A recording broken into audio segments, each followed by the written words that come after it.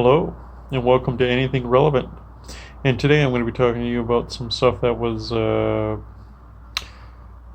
dropped at the Comic Con there in San Diego. And we got some interesting changes for those comic book movies that that are doing oh so well.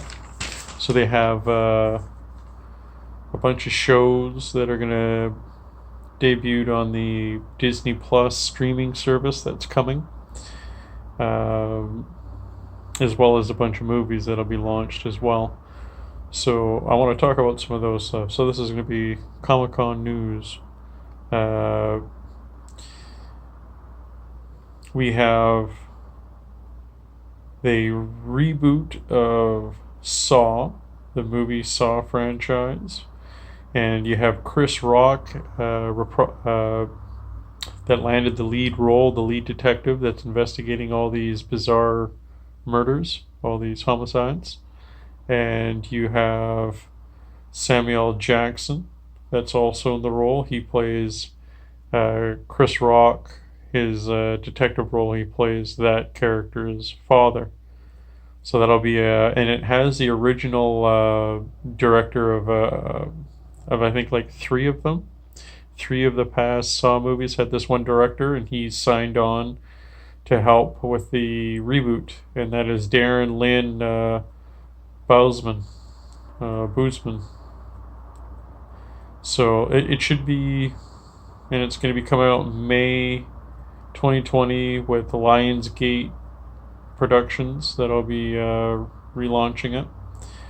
So that's some news. That's some that should be interesting for the Saw fans out there. I like the concept. I like the first movie.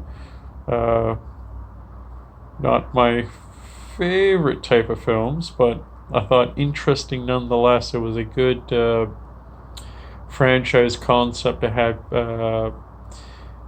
because you got your scary movie villains, right? So this was an interesting. Jigsaw was an interesting addition to that rogues gallery of slasher film villains. You got your Michael Myers, Jason Voorhees, and now you got Jigsaw in there in the mix with another reboot, or another reboot among reboots. But maybe maybe with this cast they'll do something completely unforeseen. That'll be interesting. So that's some breaking news. You got Thor, Love and Thunder. That's going to be the fourth installment. It's going to have Natalie Portman being Jane Foster, but also being worthy to lift the hammer of Thor and becoming Thor. So they're going to be going off of the comic book series of stories that I think it was Jason Aaron that wrote them in the comic books. He wrote Jane Foster becomes Thor. And my theories on this, because it's going to be Thor, Love and Thunder, then it's going to be Guardians of the Galaxy Volume 3. My idea is this for Thor, Love and Thunder, that the other news is that it's Taika Waititi that did the directing of Thor Ragnarok. So he's going to be coming back to direct a second film. And since it's going to be probably a Natalie Portman Thor movie, that you won't have Chris Hemsworth in Thor. Maybe a guest appearance, but he'll be in as Guardians of the Galaxy. They're following this current run of stories in the Marvel Universe written by some really amazing writers right now, with Jonathan Hickman, Jason Aaron, and a few others. And with this, they're showing that they're taking old material and new material and using that to flesh out the direction of Phase 4 for these movies.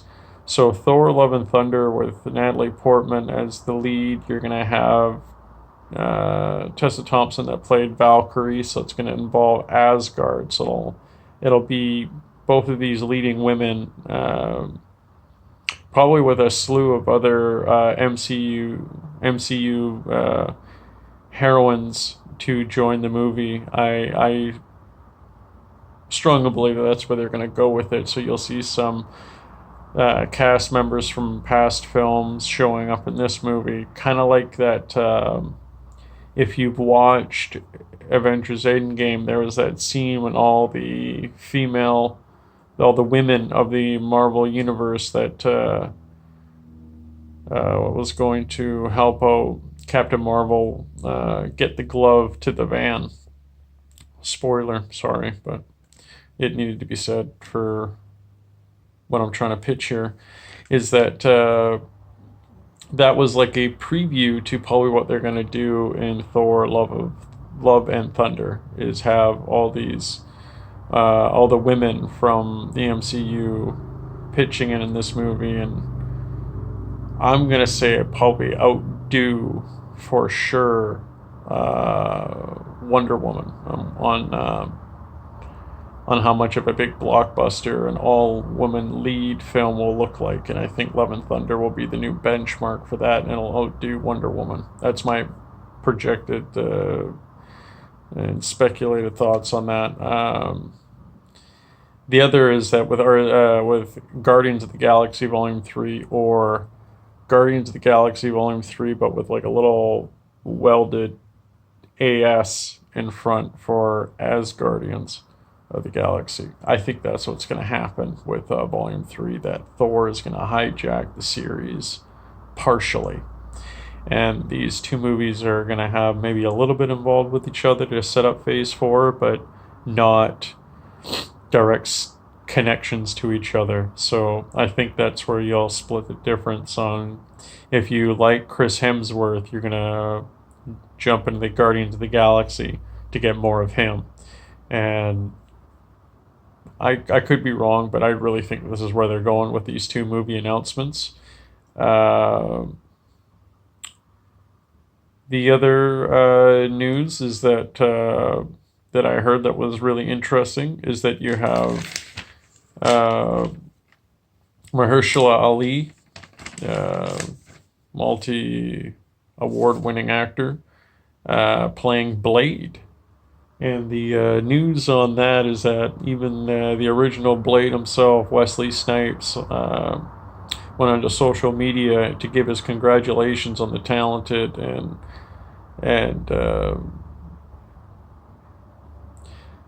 he was heavily complimentary and in the hopes of working with him. So this is like a shining passing of the torch going from one actor to another. So if he's got all of Wesley Snipes' blessing, that's a good thing. He did throw some lines from the original Blade in there about ice skating uphill, about not going back with him, but understanding why they're going with Mahershala. So that'll be interesting. It looks like this new wave is going to be more of the supernatural with your Doctor Strange, your Blade, your Ghost Rider, and everything else that's Thor, as Guardians of the Galaxy. All of this is heading more towards a supernatural element, where the other was all sci-fi and science with quantum physics in the mix. So this new phase is going to be interesting. I'm guessing that they're probably going to bring in Mephisto or the Real Death, or maybe go back to Dormammu. It'll be interesting. So with that there, they got Shang-Chi coming out. Canadian actor snagged the role of Shang-Chi, the master of Kung Fu, and he'll be going up against the Mandarin. And what they're going to do is they're going to sidestep Fu Manchu, which is a really dated villain that was written for Shang-Chi. That was the background of Fu Manchu is that it's Shang-Chi's dad or some relative, but they're going to sidestep that dated character and go with another dated character, the Mandarin, but at least they've already established something about that, and it's not as stigmatized as Fu Manchu. So that'll be interesting in the direction they go with that. So that's yet another supernatural element with martial arts. That'll be like, if I'm guessing, it'll be like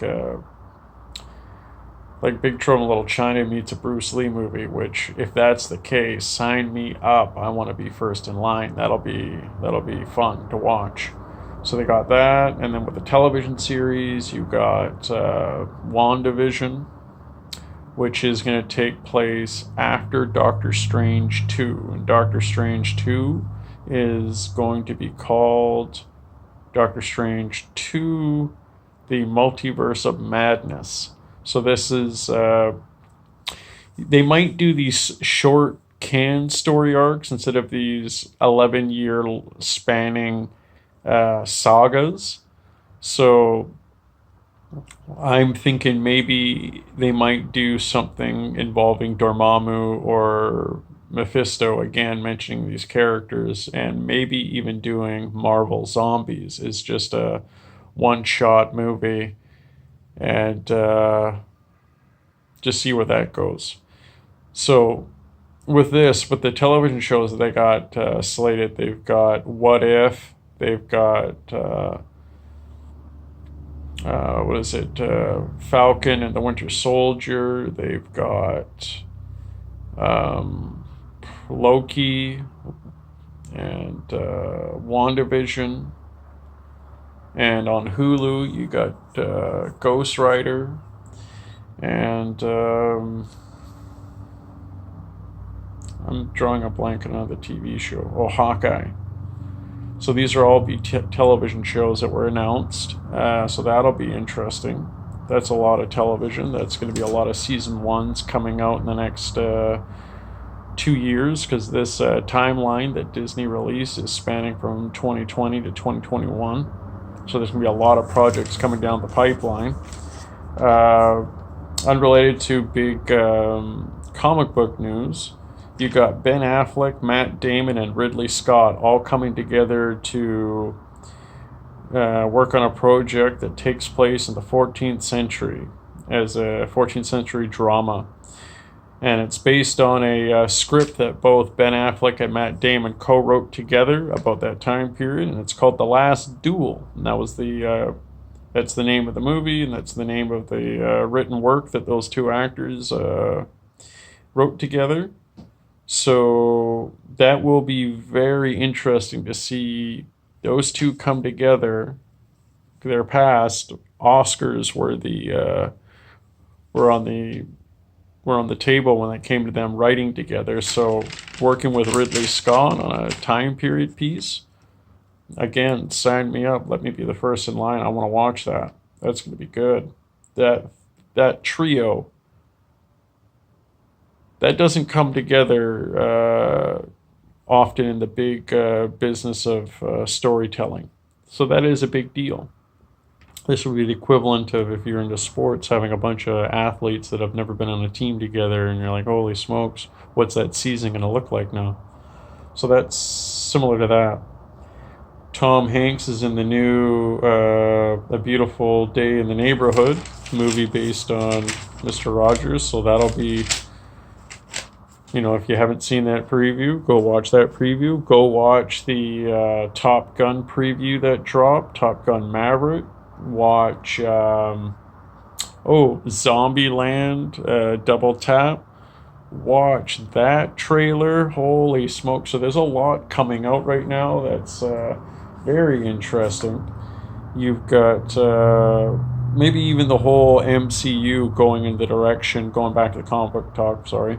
Marvel films going in a horror / comedy direction instead of comedy / sci-fi direction. So I mentioned earlier, maybe Marvel Zombies is on the horizon with a Doctor Strange film. Like I mentioned, Blade. Another a relaunch of an old TV show called Creepshow. That's coming back. That's going to get a reboot, renewed for television. There's also word that the Fantastic Four and the X-Men are going to come a whole lot sooner than a decade from now. So people that are Fantastic Four and X-Men fans, you don't have to wait a decade. Most likely it's going to come in half that time, which is good. Uh, talked to you about WandaVision. Uh, yeah, that's all that Comic Con news. There's more details that I'll be unfolding, and as soon as I know them, I'll let you know. So thank you for dropping by, and yeah, it's good to be back. Ciao for now.